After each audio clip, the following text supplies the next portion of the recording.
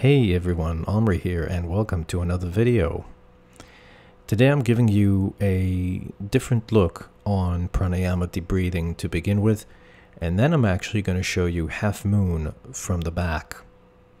I think it's interesting to see the practice from different angles. This is how a teacher would usually, when they walk around class, see different students performing different postures from different angles. Just so you know, this is how it looks from the side, this is how it looks from the back. I was thinking over the weekend about the next few videos I want to make for you. The first thing that's going to happen this week is live tutorials on Tuesdays and Thursdays after class. I'll take this as an opportunity to break down the posture for you clearly, slowly, and have you ask questions. Now these tutorials will repeat once in a while, and they'll also be filmed.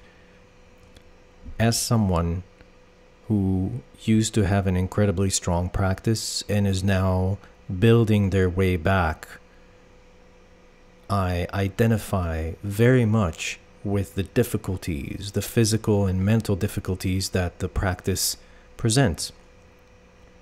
And I face the same hurdles as any other student. I feel tired. I feel that it's very deep.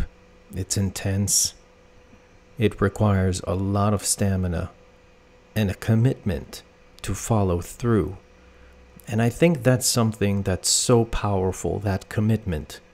I think that's something that you can use anywhere else in your life. The ability to stick to the plan, to commit, and to follow through is something that's going to lead to you having a wonderful yoga practice. And even beyond that, the yoga practice, the physical movement, encourages you to try things, to get reacquainted with yourself, to become more comfortable with yourself.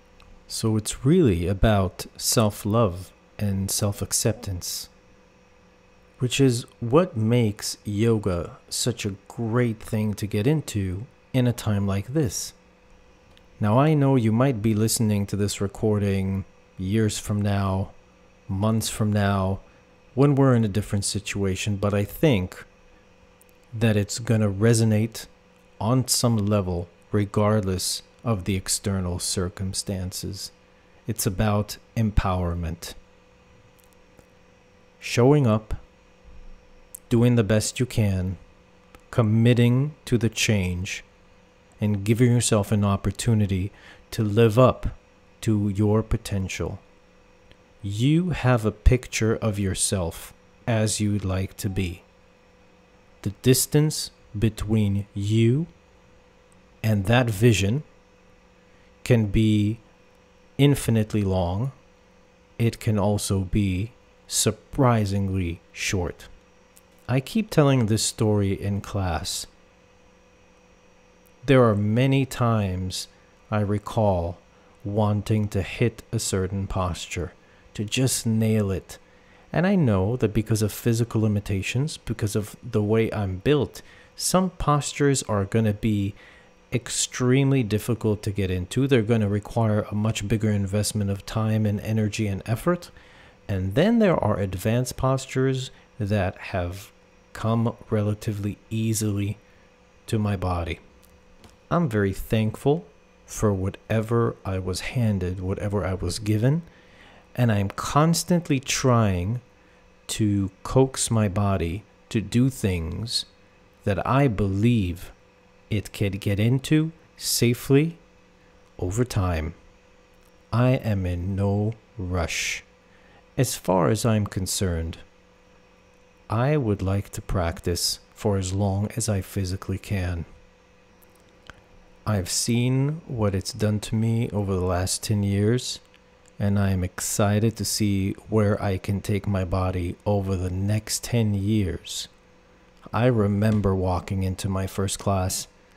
I remember looking around amazed at the people around me, at what they could do. And I look at myself on the screen right now, and I often think, that's me? That's pretty crazy.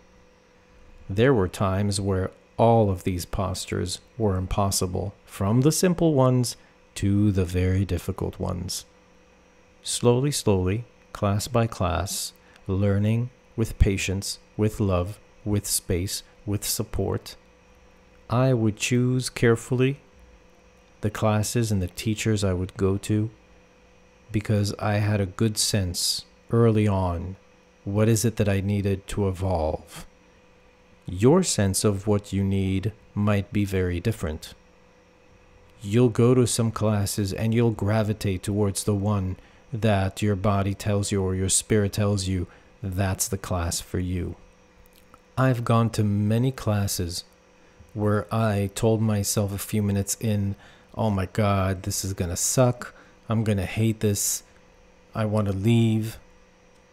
But I stayed.